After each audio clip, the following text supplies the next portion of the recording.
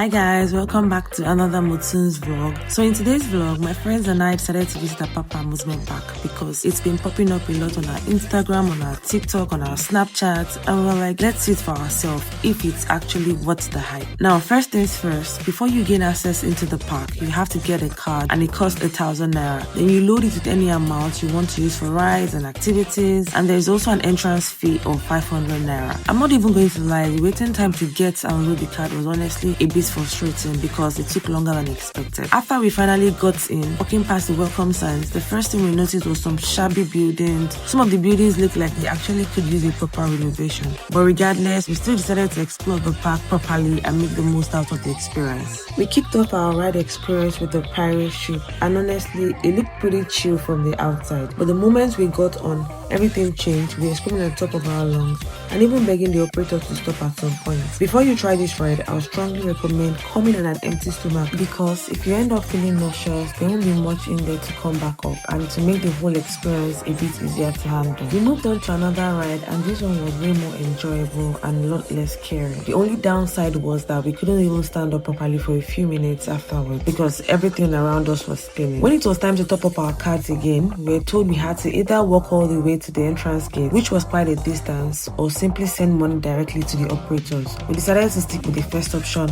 and decline the latter. Another thing I noticed was that none of the rides had dedicated operators. Each time we wanted to use a ride, we had to go and call an operator from another ride to come help us. At this point, we were already exhausted, but there was still one more ride left, and it turned out to be the worst of them all. My friends weren't interested, but I insisted I was going on it no matter what. So I got on the ride, and honestly, my whole body felt like it was being flipped upside down, and everything in between. Those 2 minutes felt like the longest of my life. All I could think about was, just get me down, it will be over soon. Will I ever do this space travel type ride again? Absolutely not.